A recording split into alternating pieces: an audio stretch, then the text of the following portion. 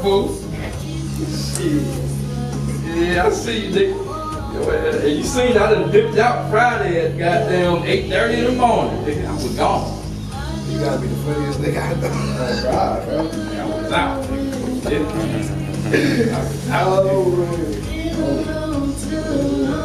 I tell people I'm funny, but I slapped the hell out you, man.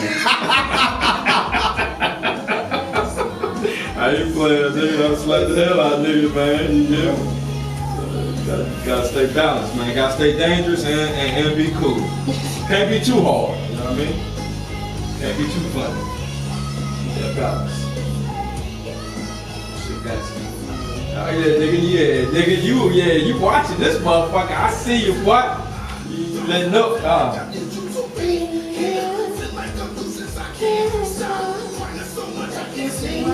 Why does that voice sound so familiar? Who was that? Juice WRAL.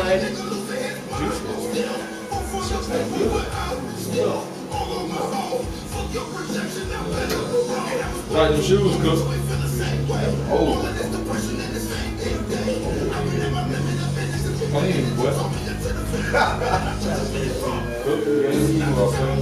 I appreciate y'all tapping in, man. Appreciate everybody that tuned in to this podcast, North and South.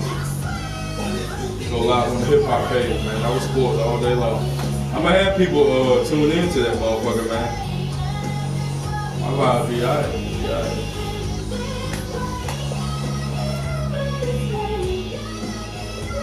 See if my hip hop, they be trying to ban my hip hop page, but yeah, they be trying to ban my shit. Like I can't even do too much on it. I don't know why. I ain't got nothing but 2,000 followers. You know what I mean? The fuck, I'm getting banned off of shit. Fuck.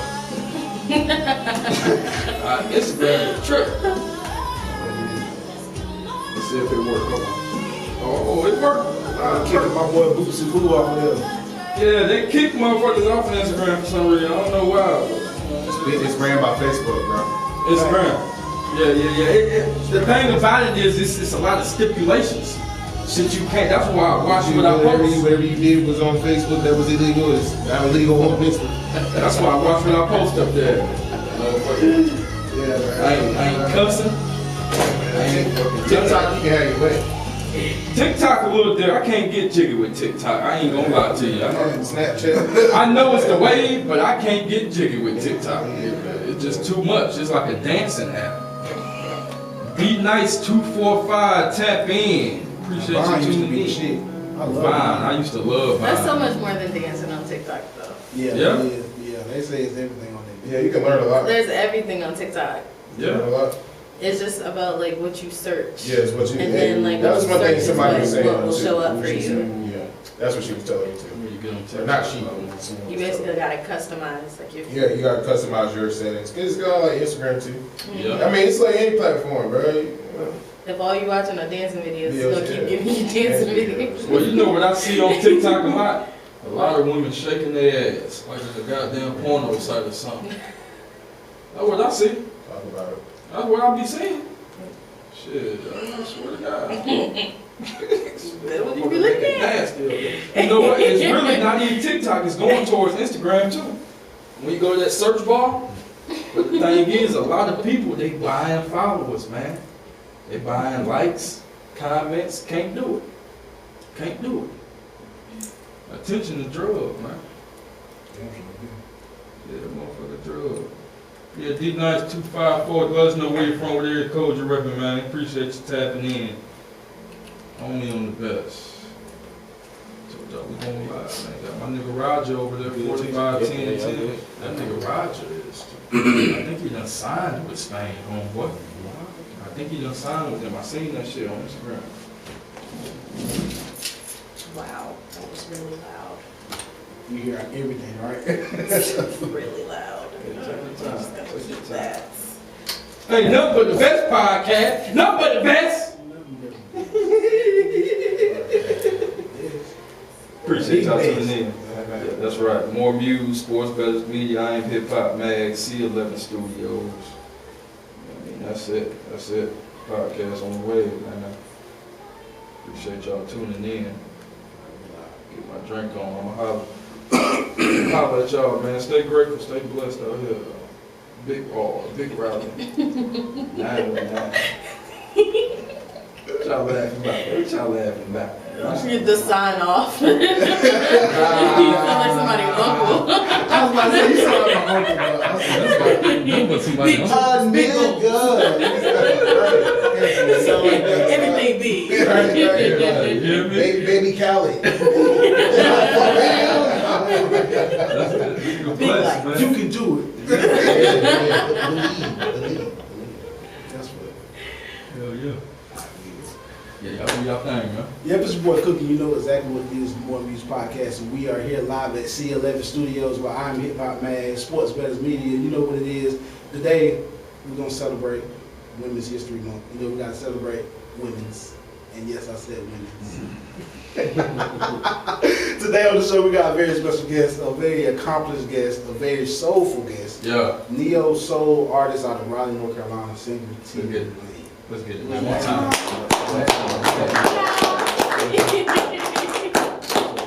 Now, you the first movie we got on the show for Women's History Month, so thank you from all the men. No matter what, Right. thank you for, you know, everything that women do. Real shit. So I appreciate you joining the show. And first off, you know, tell everybody, you know, like I say, you from Raleigh, so tell everybody, you know, about yourself and how you got started in music. Wow, that's a long story, but I'm gonna try to keep it short. Basically, I come from a musical family, so I am the oldest of 6 on my dad's side. My dad sings, my mom sings, my grandmother, my aunts, pretty much, so very much so a musical family. My dad's a songwriter as well. And I have always been a creative, from theater to singing, but I just started doing music about 3 years ago. I got an opportunity to do a show, and my homeboy, who's now my manager, DJ R&B, he was like, hey, I have to showcase. I know you've been working on music, and I think that you should do the show, and I would like for you to do the show. So I was like, you know what?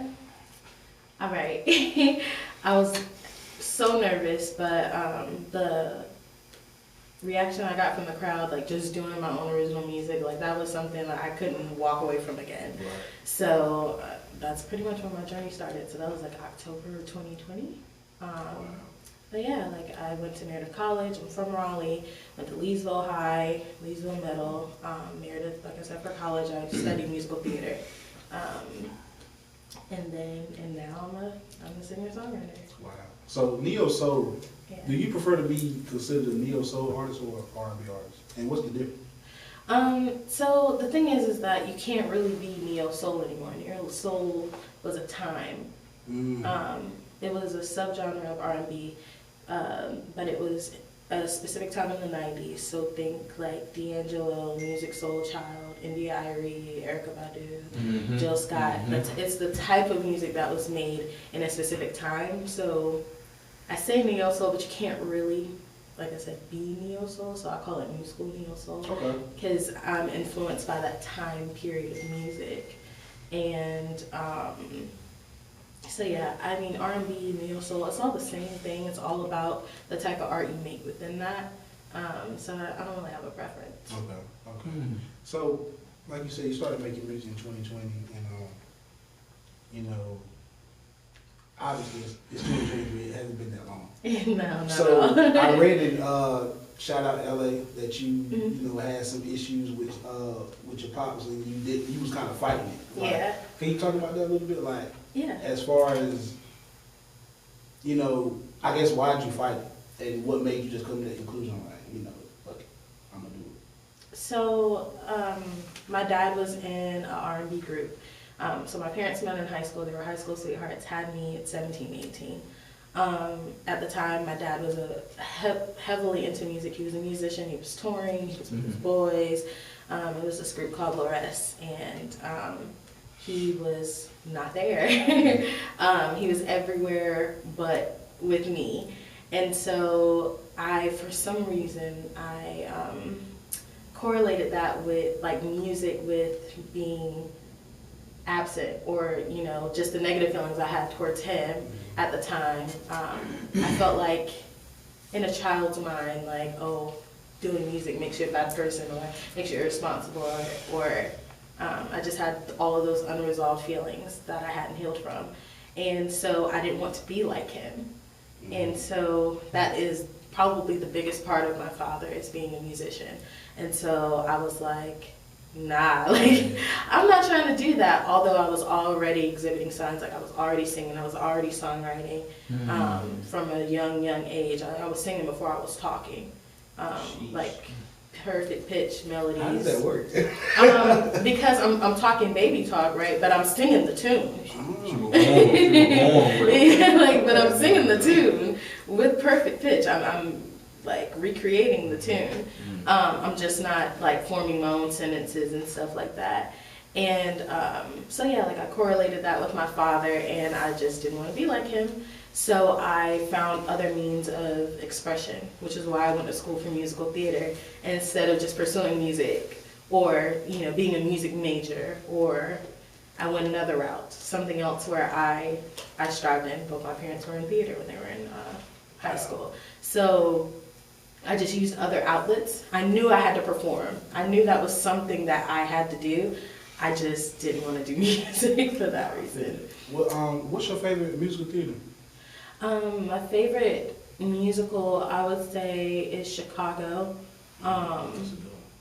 Yeah, like growing up, I just wanted to be Roxy Hart, even though that's like impossible because it's a period piece. Right. So I would never be able to fill that role as a black woman, but I just loved how dynamic the role was. It was one of my favorites growing up.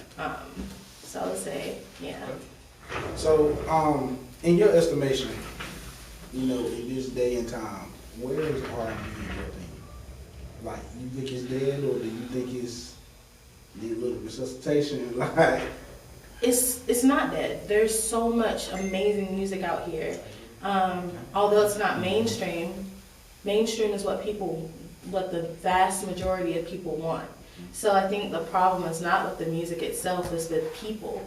Like what people want. They only put on the radio things that are widely consumed. So the problem is, why is this the stuff that's widely consumed? Like, why is that all that people want to hear, you know, as a whole, when there's amazing R&B artists making real music, you know, making really good stuff that you can find. It's out there. It's not like, you know, it's not readily accessible. They have playlists with dope underground artists all the time. You just have to want that, but people don't want that. They want the fluff. They want the half-baked.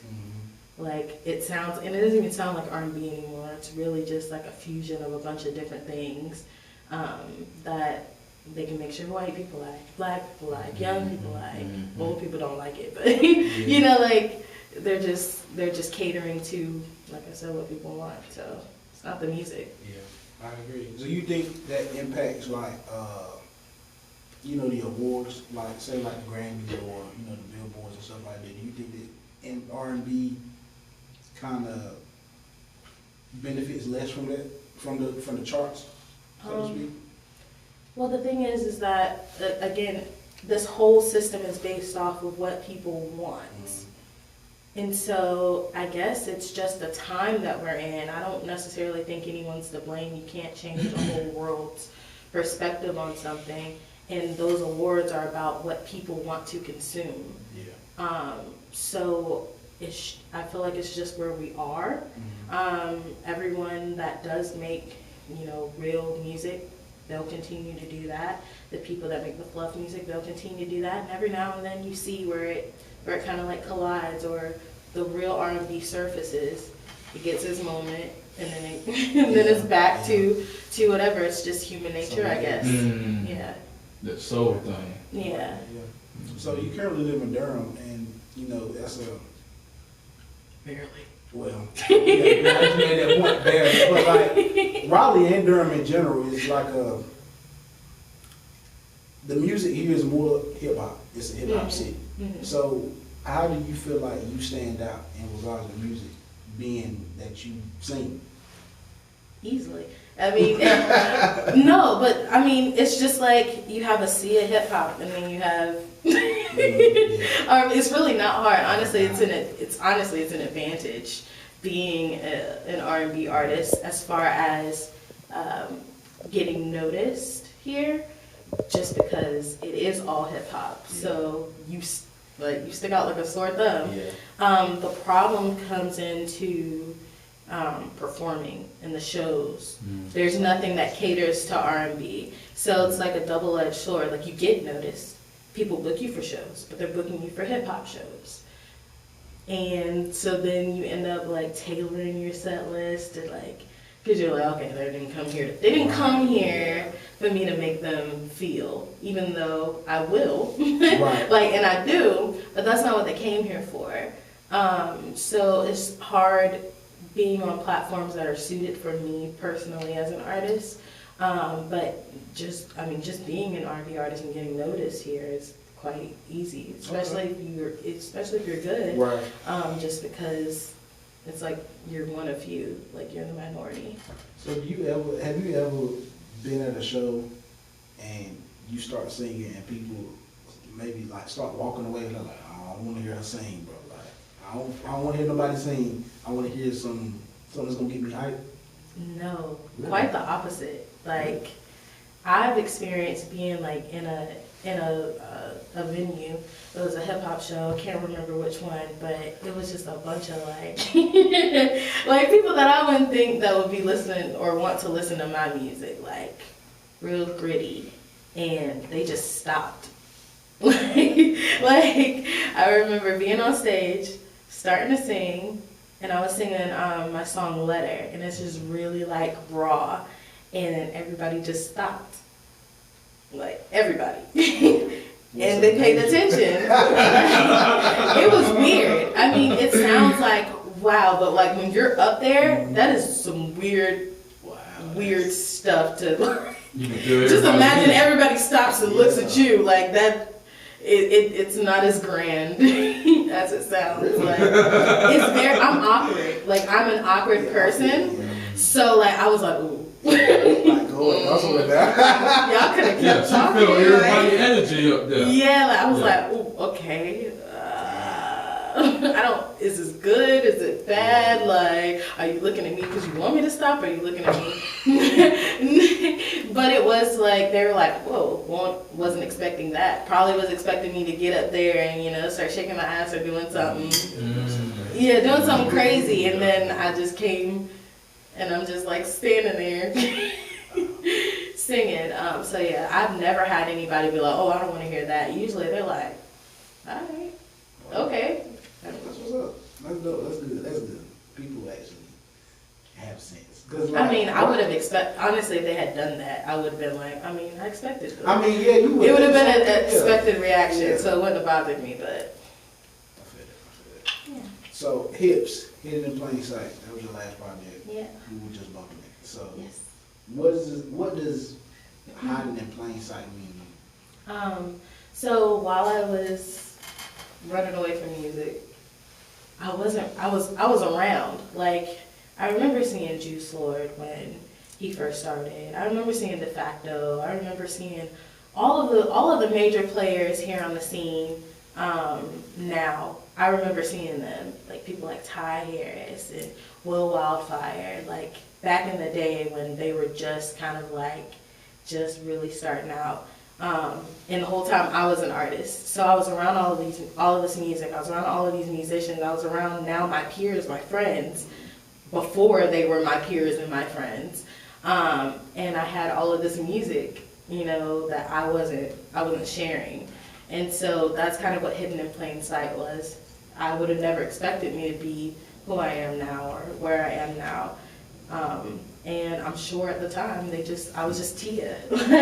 I wasn't Teiaelaine. I wasn't an artist. I was just somebody in the crowd fangirling, because their music is dope. My friend's music is dope. So everybody just named dope. Yeah. So that's what it means to me, just kind of being around. And now I'm on that stage. Now I'm on the stages that I saw them perform on a long time ago. Damn, that's gotta be surreal. Yeah, it's pretty cool.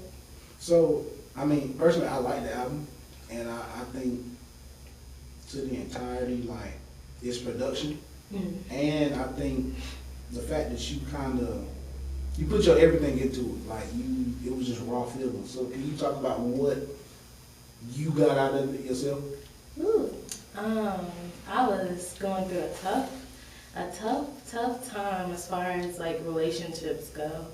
And honestly, each song came about because from like a new experience or like something else happened, and I was like, and I just so happened to have a studio session.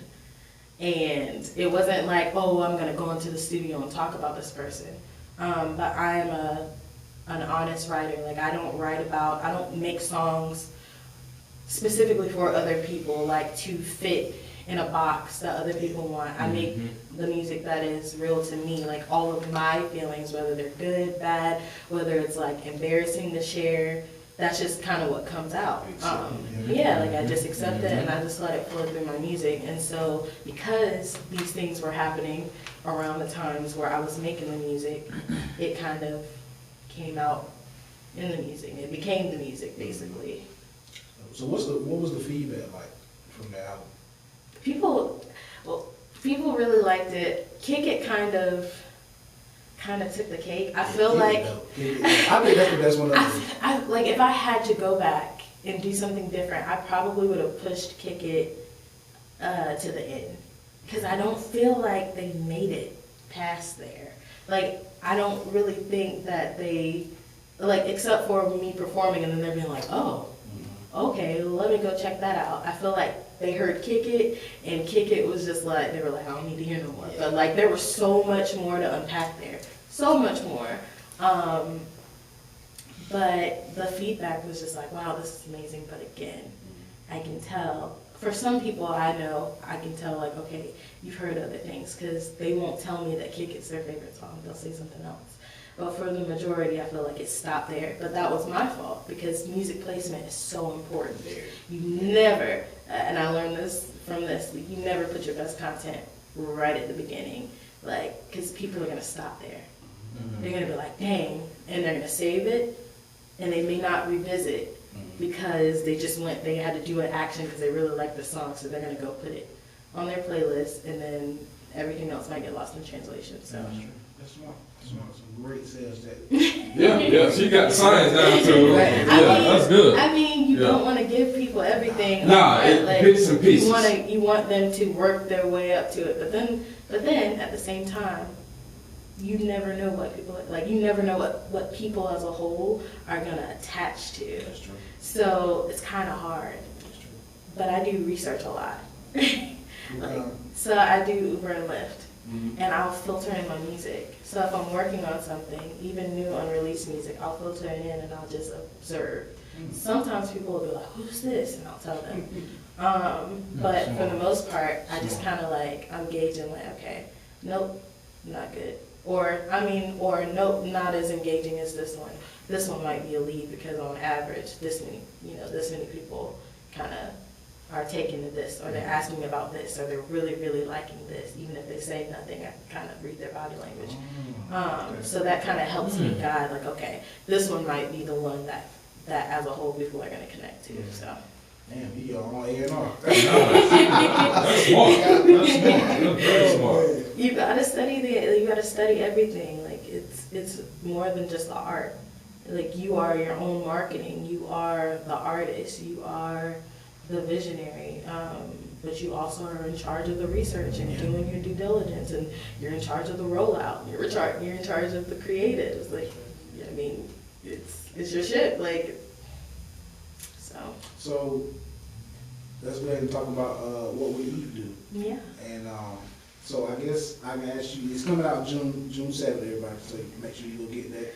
And so I guess I wish I could give it to you tomorrow. Like, is it ready? It's so good. It is. It's done. It's mastered. It's uploaded. Pre-save link is ready. Everything is done.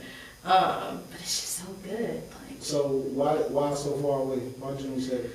Rollout is so important. It's more important than the music. And I feel like as, I won't say local artists because we're not local. A lot of us perform other places. That would mean that we're not local. We're just independent. We're indie, not local. So as an independent artist, rollout is probably the most important part, simply because you are, I mean, you're known to who you're known to, but for the masses, you are unknown, which means you have to give yourself the time to fully like market that. And I'm sorry, unless you're Beyonce, tomorrow dropping a project that nobody has ever heard of the next day simply because it's done is train wreck. Like that's a train wreck. A month, a train wreck. I've been working on this album since probably like, I want to say July or August of last year. I've been dropping bits and pieces since August of last year. I've been rolling out since August of last year because I know that it's going to take time for me to build up that audience. And that's what I do for every project. Like Love Child, I started singing the songs in October. It didn't come out till April the next year. Wow. And I get that it's far away and it's really hard for me to keep, like it's burning a hole in my pocket. But there's so many different things that need to happen, from, you know, like publicity shoots, from album covers, from fully making sure that everything is cohesive, like that you're, if you're doing a storyline, I feel like if you have a project, it shouldn't just be, unless you're doing an EP, then it can just be like a bunch of songs. But if you're doing a project, if you're doing an album, it should be cohesive. There should be a theme, and that theme should be shown throughout the entire project. So making sure that that's good. Also planning, okay, when is my album release concert gonna be? What's that gonna look like? There's so much as your own marketing person that has to happen, and I feel like maybe if I was bigger and I had a team that could do that for me, I would be able to get away with a shorter time. But because I do everything myself, I built my website, I do my business cards, like because there's so much that has to happen, the flyers, all of that, I design it. I need to give myself time. I like that. You do need to get allow time. Allow time. The business cards too, got to have them. Yeah. You know, you gotta allow time for the creativity to come to you. Yeah. Shit, get rushed, and it's just, like you said, it's just gonna be put together, and it's not gonna make it make sense. Yeah. Finishing project. You just got to get it to more people, Yeah. and that takes time. Like, it takes time for you to push it out. And so I just wanted to make sure that, because I knew how much work I put into this album, I did not want it to go to waste. And I'm big on, my only competition is myself. Every time I do a project, I'm fighting, not about what people are doing around me, but okay, what did I do last time? What can I do better? What do I wish I did last time? How can I duplicate the good things and, you know, recreate the things that I was unhappy with and make this better? And so this time around, I was not playing. I have a whole proposal that I made, like, to share with my management so they could help me. Yes, I created a whole proposal, goals, budget, what I needed to do, how much this costs, research this, like, on this day I'm gonna do this, on this day I'm gonna do that, like, just so I could keep myself honest. And so yeah. I mean, June is not even enough time. I feel like I need more, but at the same time, like, it's gotta come out. So on June 3rd, which is my birthday, by the way. Yes, mine's is Tuesday. I'm getting lit. So that's your album release party concert, correct? Yes. So talk about that. Where is that going to be, and what can everybody expect? So it's gonna be at the Pinhook. I have a dope lineup of artists. Like I said, I'm a creative, so everything that I do has it's all with purpose. So the artists that I have are all artists that are within my genre, so it gets you in the mood. I do plan to perform with the band. There's something else I'm gonna do, but you just gonna have to see it there. I'm definitely taking everything to the next level, so I don't think that people are gonna expect what's gonna happen on June 3rd, but it's definitely something you're gonna want to be there. You're not gonna want to hear about it because it's probably gonna be a while before this happens again. You don't gonna drop anything else for a while after this?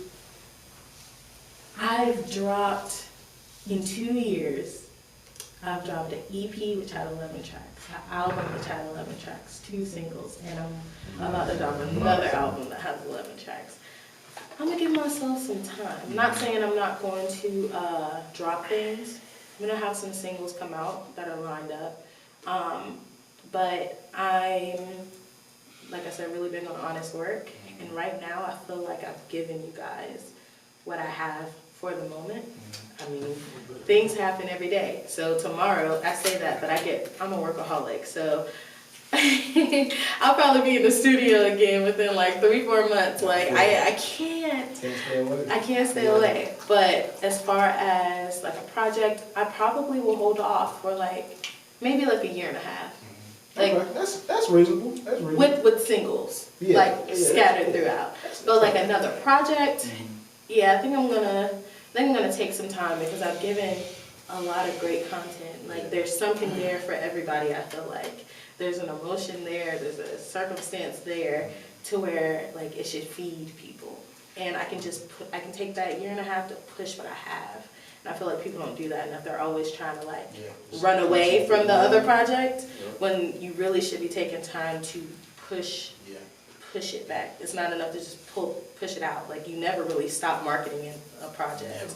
You pre-market, you market before it comes out, and you market even harder once the content is there. That's right. I'll take that time to do that. Probably. Marketing genius. Bro, the first thing people do when they hear a song that they like from you, the first thing they do is go and listen to your older music. That's the first thing they do. So yeah, it's very, very important to keep pushing that old music. Yeah, they take people's attention span the wrong way. Yeah. Like they're like, oh, people have a short attention span, so I have to keep giving them a bunch of music. No, you don't.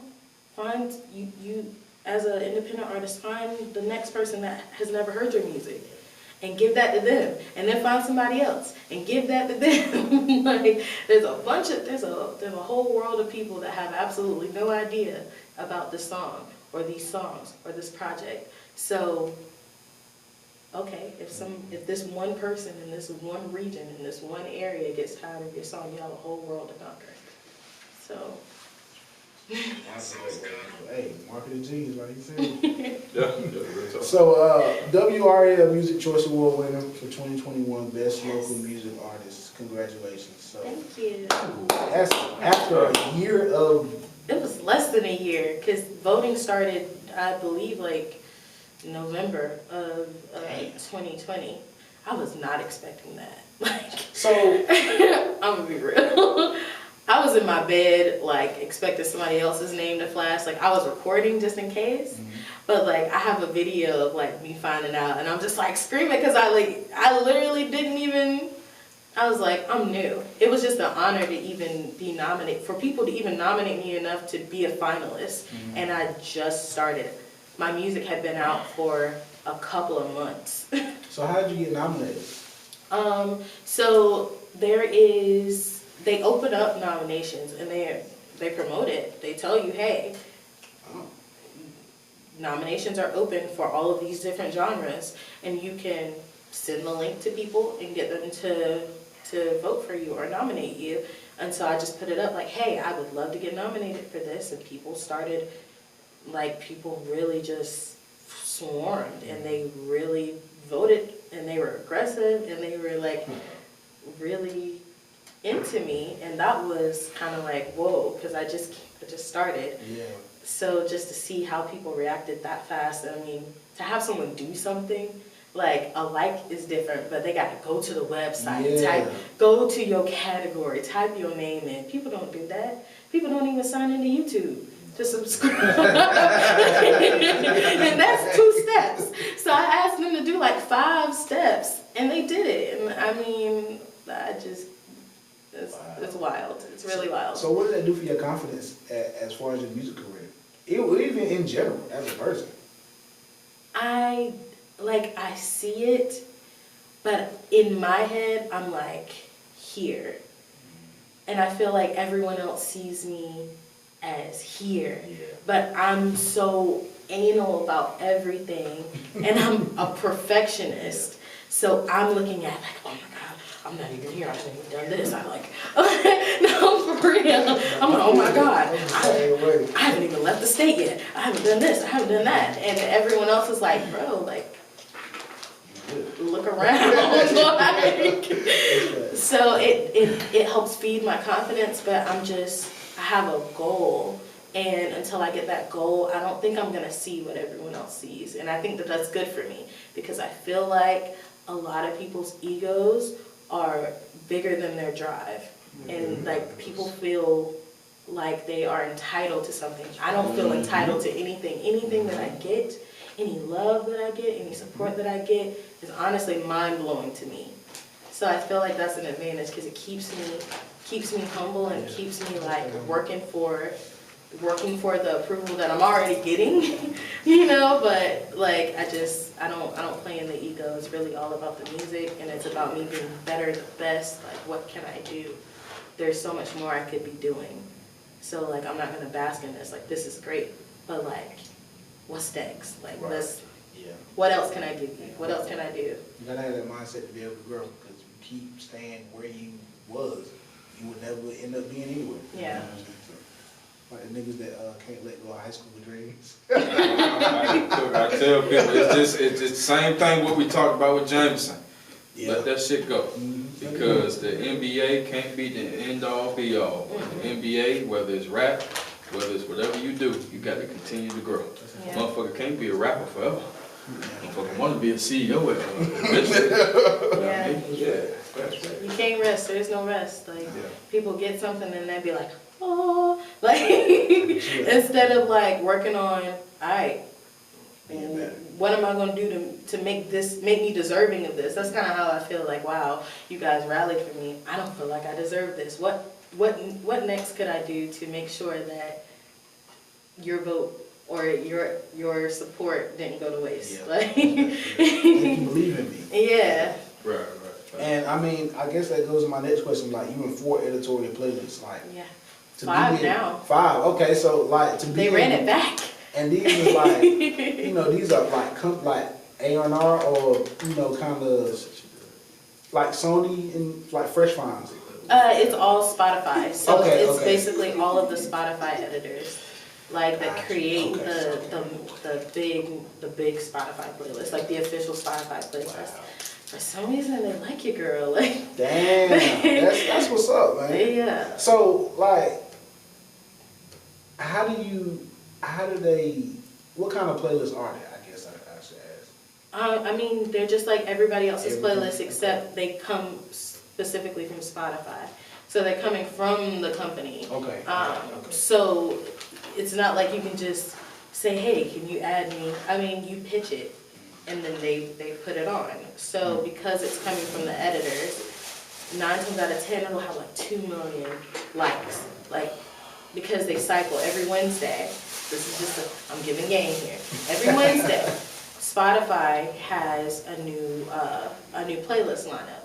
And so sometimes people stay up there longer, depending on how the music's performing, versus like how many people are saving it from this playlist, how many people are listening to it from this playlist, how many times. So how your song is performing on this playlist determines how long you stay on it.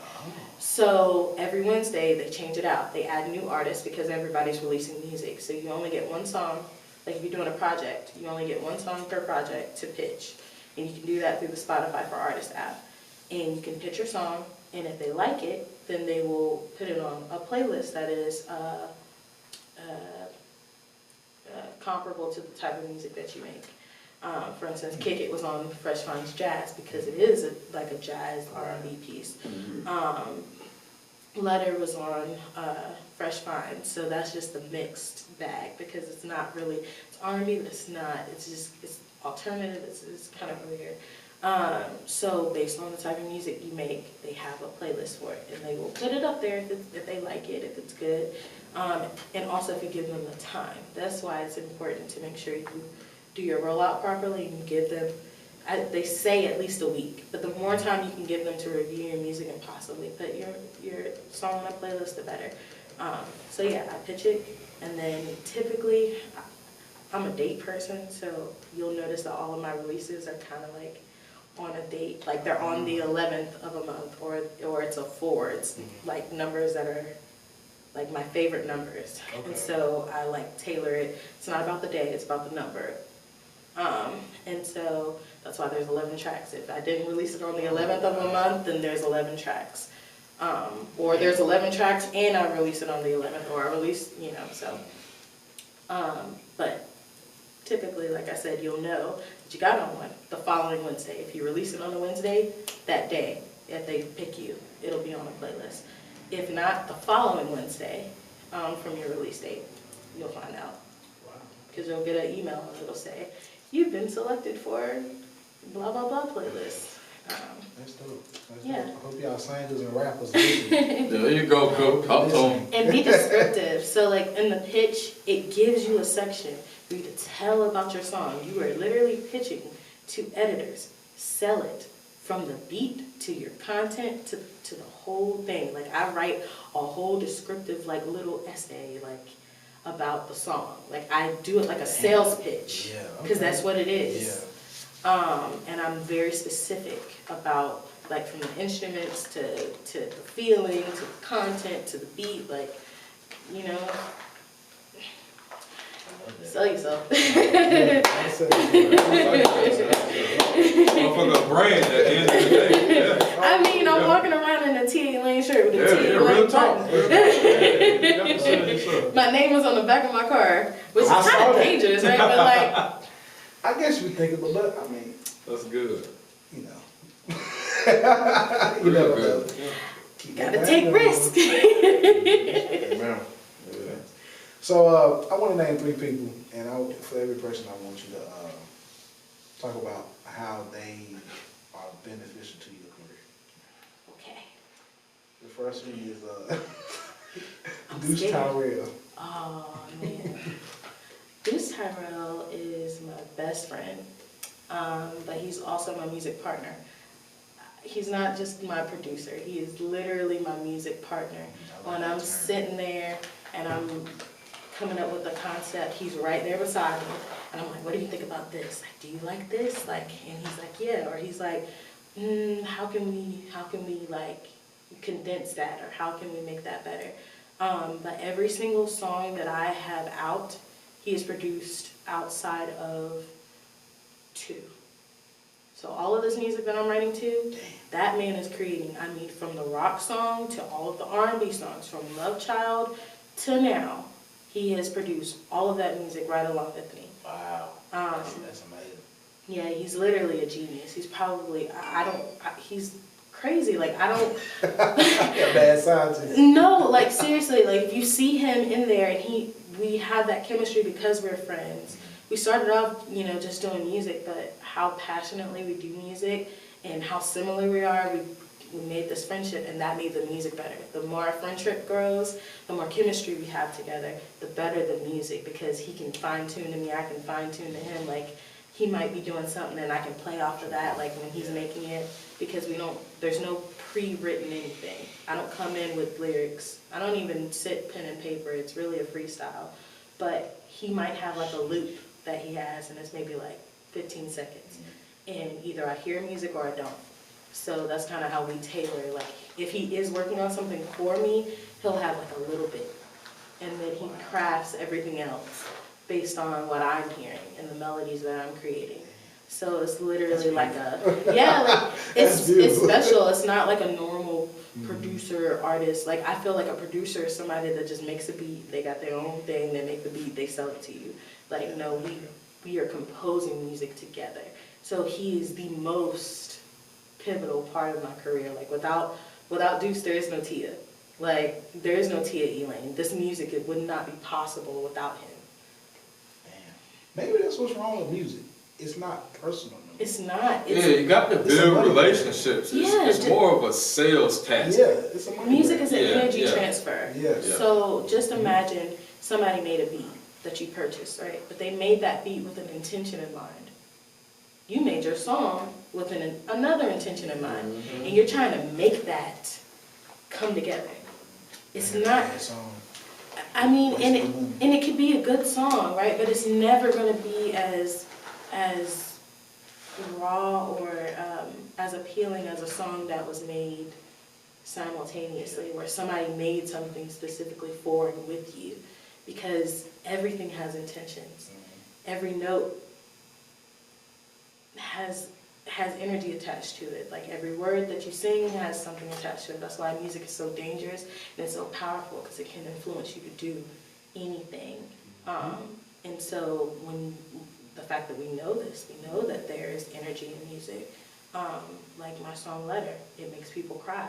Why? Because I cried when I wrote it, I cried when I recorded it, not on purpose. It's just what happened. And it makes people cry. That energy that I had transfers out. So it's the same thing. So that's what makes this music so powerful, is because we do this together. So I love it. Damn, it got deep. it did get deep. I mean, you brought me up here. I'm deep. I don't know what you expected. Yeah, that's exactly what I expected. Bringing me up here. Very good, man. All right, so the next one, Four Phones Entertainment. Oh man, that's my tribe. They're the people that push me when I'm frustrated and I'm like, I can't do this. And they're like, all right, what do you need? How can we help you? And so I have 4 managers that run, 4 phones, that are the stakeholders in 4 phones. And there's something different that I get out from each. 2 of them they're my dogs, but they're more like behind the scenes. But the 2 pivotal ones would be DJ R&B and then My Styles. DJ R&B is the one that I talk to like more so about like the music and things that I want to do, ideas that I have. He's the person that'll be like, all right, I'm gonna make this work, or oh, okay, you want more press, all right, I'm gonna go get you some more press, or oh, you want to do this, you want more shows, all right, I'm gonna go. He's the boots on the ground. Like when I have an idea, I'm always running it by him to see what he thinks. My Styles is my sanity. Like he's kind of like my PR, my unofficial PR. Like if there's something that I'm going through, or I'm like working towards something, maybe I'm frustrated with them, or because I mean we're all human, we're all people, growing pains. There's always something. He can kind of be like, all right, I hear you, and I can relay that back, or I hear you, but you're looking at this wrong, or he can kind of like keep me. Yeah, guide me, and also like if there's an issue possibly with someone else, maybe I feel like I was slighted or something like that, he can kind of like talk me through and be like, all right, here's the real, here's what I see, here's how you should handle this is what you say, this is what you don't say, this is what you do, this is what you don't do. So my management team, they have given me so many opportunities. Even being a new entity themselves, they're probably just as pivotal to me, or for me, as Deuce. So I got my opinion now. In your opinion, your top 5 singers of all time. Okay. For me, personally, number 1 is Amy Winehouse. Number 1. Number 1 is Amy Winehouse. That's interesting, but it's arguable.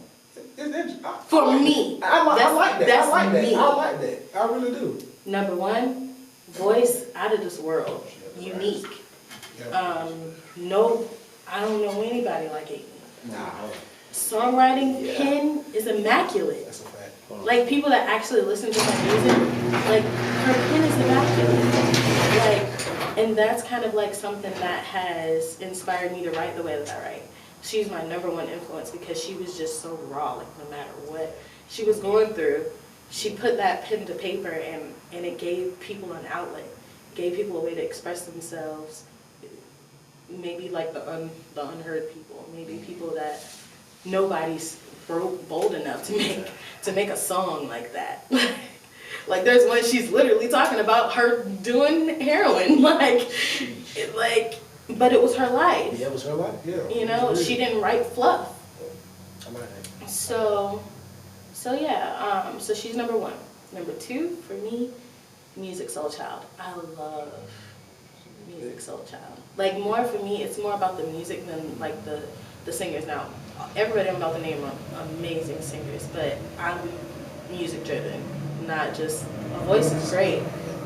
There's a lot of singers that don't even write their own music. They are just, they are just a singer or a performer. So for me, all of these people are going to be Pin Masters. So Music Soul Child. Did you hear the one with Hit Boy that dropped yesterday? New Music Soul Child is. Okay. I'm talking. Okay. I just want to sing. Yeah. I'm talking about, you know what I'm saying? Like, yeah, like that one, not modern. You know, because everybody tries to modernize. I'm talking about like real authentic, like just themselves. Music All right. Soul Okay. Child. I feel it. Next is gonna be India Irie. Cause this is just so, her pen is immaculate too, but like her music is like the most peaceful, like loving, happy, even when it's not happy, like just like, I don't even know how to explain it. I feel like she's really underrated for the type of music that she creates. And so I love her to death. So that's 3. 4, I would say Jill Scott. Just because it's Jill. Like, you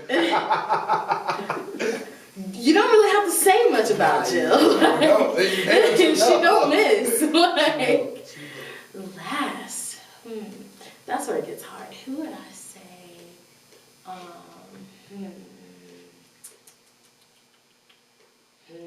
This is hard. I would say, man, I don't know. You know, one person I'm surprised you haven't said. Who? Whitney Houston. I love Whitney, but Whitney escaped me.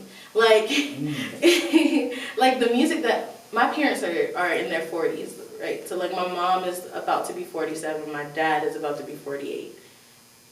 My influences were who they listened to heavily.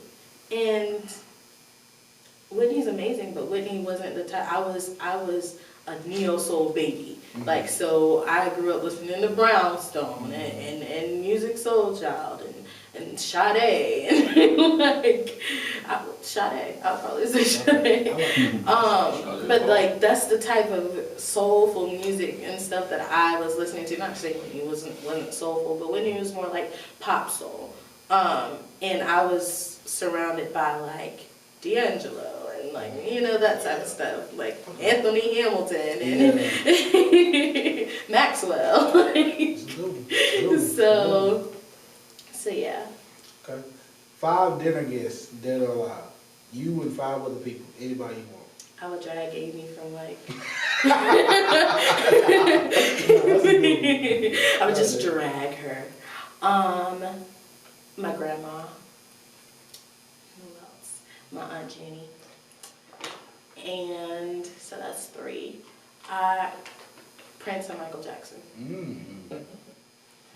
Because Prince is just a genius. Like, I would just want to pick his brain about like how did you do it? How did you write all of that music and then compose all of that music? Like, what, like, show me something. Like, teach me the way. Listen to my music. Like, tell me where I can improve. Like, I feel like those 3 artists that I named in particular are just so genius in the way that they saw music and the way that they shared it with people. And I would just want to know, like, how can I elevate?